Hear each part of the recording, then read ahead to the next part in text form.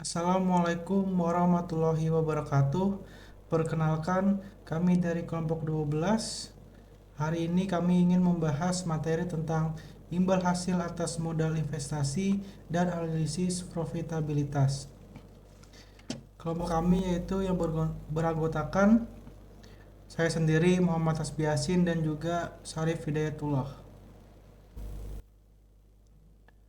Pembahasan pada hari ini yaitu yang pertama, pentingnya imbal hasil atas modal investasi. Yang kedua, komponen imbal hasil atas modal investasi.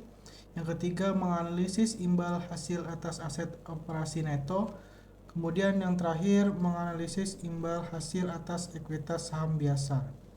Materi pertama yaitu tentang pentingnya imbal hasil atas modal investasi. Kinerja perusahaan dapat dianalisis dalam beberapa cara. Pendapatan, laba neto, dan pertumbuhan aset merupakan ukuran kinerja yang umum digunakan. Namun demikian, tidak satupun dari ukuran-ukuran tersebut yang dapat digunakan secara tersendiri sebagai suatu ukuran kinerja perusahaan yang komprehensif.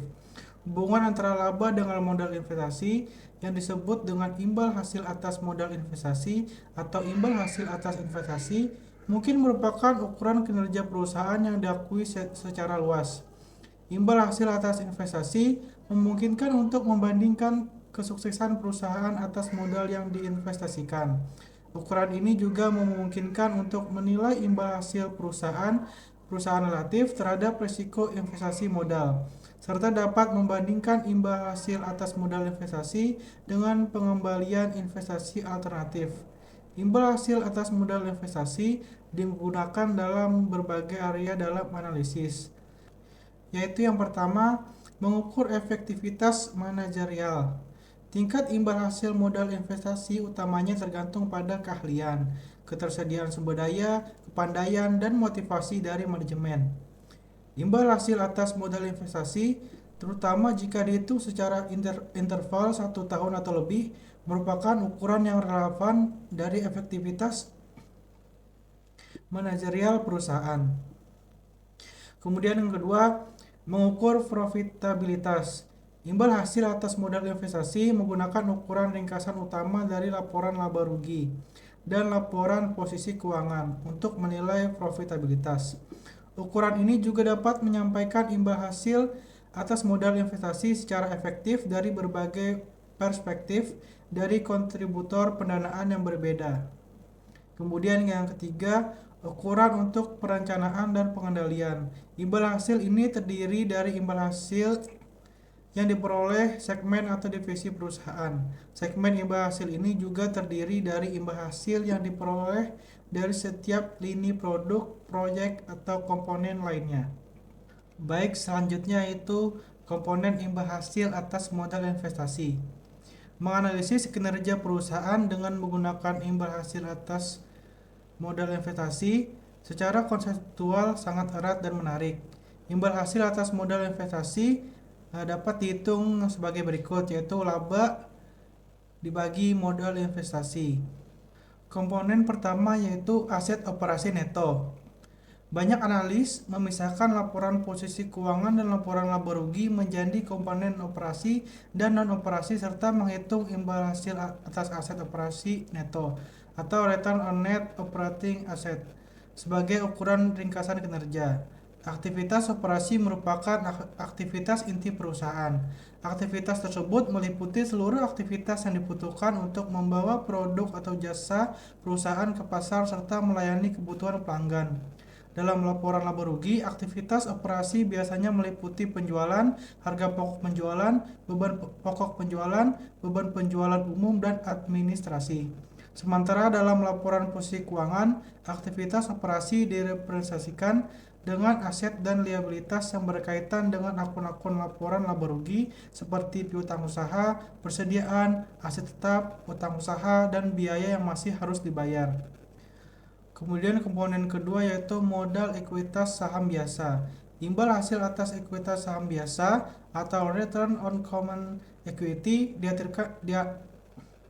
diartikan sebagai laba neto dikurangi dividen saham preferen dibagi rata-rata ekuitas biasa.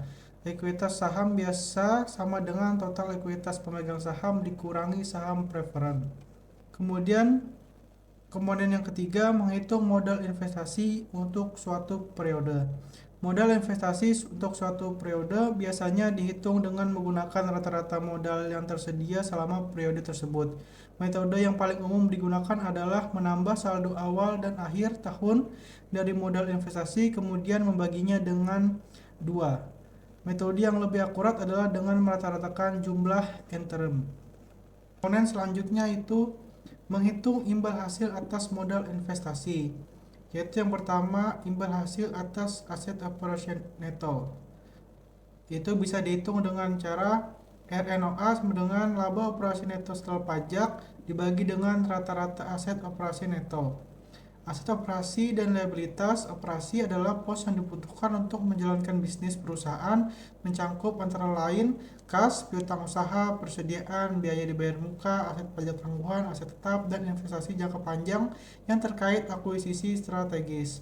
Lawan dari aset operasi ini adalah liabilitas operasi jangka pendek, seperti utang usaha, biaya yang masih harus dibayar, dan liabilitas operasi jangka panjang, serta liabilitas pajak tangguhan. Aset non-operasi meliputi investasi pada efek yang dapat diperdagangkan, investasi non-strategis, dan investasi pada operasi yang dihentikan sebelum dijual. Liabilitas non-operasi mencakup obligasi dan liabilitas berbunga jangka panjang lainnya, serta bagian tidak lancar sewa modal. Kemudian keuangan neto sama dengan liabilitas non-operasi dikurangi aset non-operasi. Kemudian yang kedua yaitu imbal hasil atas ekuitas pemegang saham biasa atau ROCE, yang bisa dapat dihitung dengan cara laba neto dikurang dividen saham preferred dibagi dengan rata-rata ekuitas pemegang saham biasa. ROCE terdiri dari dua komponen, yaitu imbal hasil operasi dan imbal hasil non-operasi. Materi selanjutnya itu menganalisis imbal hasil atas aset operasi neto. Yang pertama, memisahkan imbal hasil atas aset operasi neto. Kita dapat memisahkan imbal hasil menjadi komponen yang lebih berarti secara relatif terhadap penjualan. Pemisahan imbal hasil atas aset operasi neto adalah NOPAT bagi rata-rata NOA, atau bisa juga dengan cara NOPAT dibagi penjualan, atau bisa juga dengan penjualan dibagi rata-rata NOA. Pemisahan ini menyoroti peran dari setiap komponen, baik margin NOPAT maupun perputaran NOA, dalam menentukan imbal hasil atas aset operasi neto. Margin NOPAT dan perputaran NOA merupakan pengukuran yang berguna dan membutuhkan analisis untuk memperoleh pemahaman profitabilitas perusahaan. Kemudian yang kedua, pengaruh leverage operasi. Pengaruh liabilitas operasi dilihat dari penjabaran alternatif RNOA sebagai berikut. RNOA sama dengan NOPAT dibagi penjualan dikali penjualan dibagi rata-rata NOA dikali 1 ditambah OLEV, di mana OA adalah aset operasi dan OLEV adalah rasio leverage liabilitas operasi. Oleh karena OLEV memiliki nilai positif, kenaikan OLEV akan meningkatkan RNOA. Kemudian kita lanjut ke pembahasan ketiga, yakni ada hubungan antara margin laba dan perputaran aset. Margin laba merupakan fungsi dari penjualan, harga jual dikali unit terjual, dan beban operasi. Perputaran juga merupakan fungsi dari penjualan, baik penjualan aset. Akibatnya meningkatkan margin laba dengan menaikkan harga jual akan berdampak pada unit terjual. Pengurangan beban operasi yang berkaitan dengan pemasaran sebagai usaha meningkatkan profitabilitas juga biasanya berdampak pada permintaan. Untuk meningkatkan profitabilitas juga biasanya akan berdampak pada permintaan atas produk. Harga jual, pemasaran, lead bank, produksi, dan sejumlah area usaha lain harus dikelola secara efektif untuk memaksimalkan RNOA. Kemudian ada disagregasi margin laba. Margin laba operasi atau operating profit margin atau disingkat menjadi OPM didefinisikan sebagai berikut, yakni OPM sama dengan laba operasi neto setelah pajak atau NOPAT dibagi penjualan. Margin laba operasi merupakan fungsi dari harga jual per unit produk. produk atau jasa dibandingkan dengan biaya per unit yang dikeluarkan untuk membawa produk atau jasa tersebut ke pasar dan memenuhi kebutuhan pelanggan setelah penjualan. Untuk tujuan analisis, margin laba sebelum pajak dapat dipisahkan menjadi beberapa komponen yang sudah dirumuskan di layar. Kemudian ada beberapa hal penting dalam analisa profitabilitas. Yang pertama adalah laba bruto. Laba bruto atau margin bruto diukur dari pendapatan dikurangi harga pokok penjualan dan sering dilaporkan dalam bentuk presentasi yang dihitung dari laba bruto dibagi dengan penjualan. Laba bruto harus cukup besar untuk mendanai pengeluaran bersifat diskresi penting yang berorientasi pada masa depan seperti penelitian dan pengembangan, pemasaran, serta iklan. Analisa terhadap perubahan penjualan dan harga pokok penjualan akan berguna dalam mengidentifikasi pendorong utama laba bruto. Perubahan laba bruto seringkali terjadi akibat salah satu atau kombinasi dari perubahan berikut. Yang pertama itu ada kenaikan atau penurunan volume penjualan. Yang kedua itu ada kenaikan penurunan harga jual unit. Yang ketiga ada kenaikan atau penurunan biaya per unit. Kemudian ada beban penjualan. Pentingnya hubungan antara beban penjualan dan pendapatan bervariasi untuk tiap industri dan perusahaan. Di beberapa perusahaan tertentu, beban penjualan terutama komisi yang bersifat variabel, sementara di perusahaan lain sebagian besar bersifat tetap. Ketika beban penjualan sebagai persentase dari pendapatan menunjukkan adanya kenaikan, yang perlu menjadi perhatian adalah kenaikan beban penjualan yang menghasilkan kenaikan pendapatan. Beberapa beban promosi penjualan tertentu, khususnya periklanan, menghasilkan manfaat sekarang dan masa depan. Mengukur manfaat masa depan yang diberikan oleh beban ini memang cukup sulit.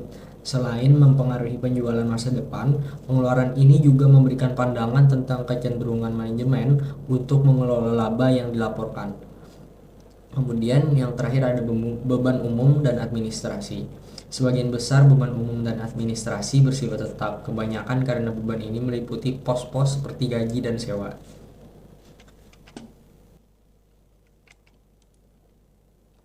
Kemudian di sini ada pembahasan yang kelima mengenai disagregasi perputaran aset. Ukuran standar perputaran aset untuk menentukan imbal hasil atas aset dapat dirumuskan sebagai berikut, yakni penjualan dibagi rata-rata aset operasi neto. Perubahan komponen pada tingkat perputaran setiap aset dapat berguna dalam analisis suatu perusahaan. Bagian berikut akan membahas perputaran aset untuk komponen akun aset dan akun liabilitas. Ukuran utilitas aset yang paling relevan adalah penjualan, karena penjualan pada dasarnya adalah laba. Umumnya tingkat perputaran mencerminkan produktivitas relatif tiap aset atau tingkat volume penjualan yang kita peroleh dari setiap nilai yang diinvestasikan dalam suatu aset tertentu. Namun, bukan berarti tingkat perputaran aset yang lebih tinggi lebih baik daripada yang rendah. Memang kita dapat meningkatkan tingkat perputaran dengan menurunkan investasi dalam aset, tetapi hal tersebut bisa saja menjadi kontraproduktif.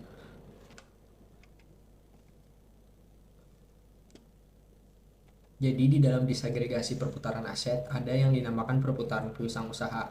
Tingkat perputaran piutang usaha didefinisikan sebagai berikut, yakni perputaran piutang usaha sama dengan penjualan dibagi rata-rata piutang usaha. Piutang merupakan aset yang harus didanai oleh biaya modal. Selain itu, piutang memiliki resiko penagihan dan membutuhkan overhead tambahan dalam bentuk bagian kredit dan penagihan. Dari sudut pandang ini, mengurangi tingkat piutang akan mengurangi biaya tersebut. Akan tetapi, jika kita mengurangi terlalu banyak melalui kebijakan kredit yang terlalu ketat, dampaknya akan merugikan penjualan. Oleh karena itu, piutang harus bisa dikelola secara efektif. Jadi, selain ada piutang usaha, juga ada perputaran persediaan. Jadi tingkat perputaran persediaan dapat dihitung sebagai berikut, yakni perputaran persediaan sama dengan beban pokok penjualan dibagi rata-rata persediaan. Rasio ini menggunakan HPP sebagai ukuran volume penjualan karena penyebutnya. Persediaan dilaporkan berdasarkan harga perolehan bukan harga pasar. Penurunan rasio perputaran persediaan seringkali mengidentifikasikan bahwa produk perusahaan tidak kompetitif, mungkin karena ketinggalan zaman atau teknologi. Perusahaan menginginkan persediaan dalam jumlah mencukupi untuk memenuhi tuntutan pelanggan tanpa kehabisan persediaan dan tidak lebih pula. Kemudian selanjutnya daripada disagregasi aset tadi ada yang dinamakan perputaran aset operasi jangka panjang. Jadi perputaran aset operasi jangka panjang dihitung sebagai berikut, yakni perputaran aset operasi jangka panjang sama dengan penjualan dibagi rata-rata aset operasi jangka panjang. Industri padat modal seperti perusahaan manufaktur membutuhkan investasi besar dalam aset jangka panjang. Oleh karena itu, perusahaan ini memiliki perputaran aset operasi jangka panjang yang lebih rendah dibandingkan perusahaan yang tidak padat modal seperti perusahaan jasa. Tingkat perputaran aset operasi jangka panjang dapat ditingkatkan dengan meningkatkan pembilang melalui kenaikan produksi atau penjualan atau dengan mengurangi penyebut. Kemudian ada perputaran utang usaha. Aset operasi lancar seperti persediaan sebagian besar didanai oleh utang usaha. Utang ini biasanya mewakili pendanaan bebas bunga sehingga lebih murah daripada menggunakan uang yang dipinjam untuk mendanai pembelian persediaan atau produksi. Tingkat perputaran utang usaha dihitung sebagai berikut, yakni dirumuskan perputaran utang usaha sama dengan beban pokok penjualan dibagi rata-rata utang usaha. Karena dirasa lebih murah, perusahaan lebih memiliki untuk memanfaatkan sumber pendanaan murah ini sebanyak mungkin sehingga memiliki tingkat perputaran utang usaha yang rendah. Artinya, tingkat utang yang tinggi. Menurunkan tingkat perputaran utang usaha dapat dicapai dengan menunda pembayaran kepada pemasok, di mana penundaan pembayaran ini dapat mengganggu hubungan dengan pemasok jika digunakan secara berlebihan. Oleh karena itu, utang harus dikelola secara cermat. Selanjutnya ada perputaran modal kerja operasi neto. Modal kerja operasi neto sama dengan aset operasi lancar dikurangi liabilitas operasi lancar. Tingkat perputaran modal kerja operasi dihitung sebagai berikut, yakni perputaran modal kerja operasi neto sama dengan penjualan neto dibagi rata-rata modal kerja operasi neto. Perusahaan umumnya meningkatkan tingkat perputaran modal kerja operasi neto yang lebih tinggi daripada lebih rendah, karena perputaran modal kerja operasi yang lebih tinggi mencerminkan investasi dalam modal kerja yang lebih kecil untuk setiap penjualan.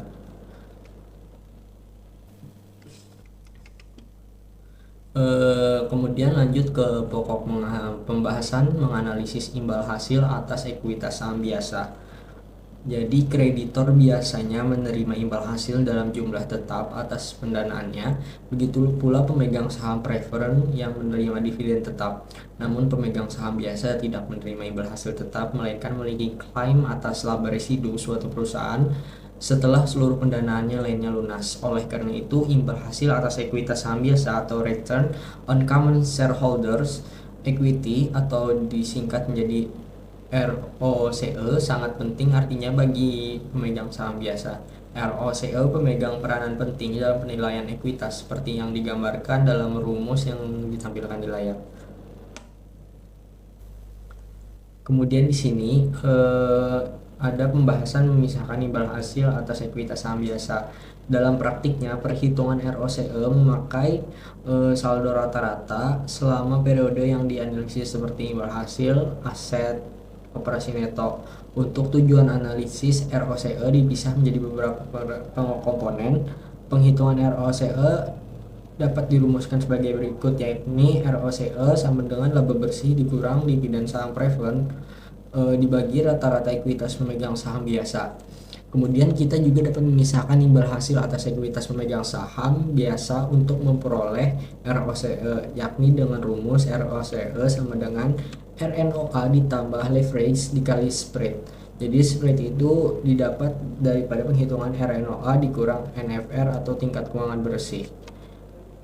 Kemudian leverage keuangan akan menaikkan ROE sepanjang spread positif. Dengan kata lain, jika perusahaan mendapatkan imbal hasil atas aset operasi yang lebih tinggi daripada biaya utang yang mendanai aset tersebut, kelebihan imbal hasilnya akan memberikan keuntungan bagi pemegang saham. Perbedaan antara komponen operasi dan non-operasi ini menjadi penting karena beberapa alasan berikut.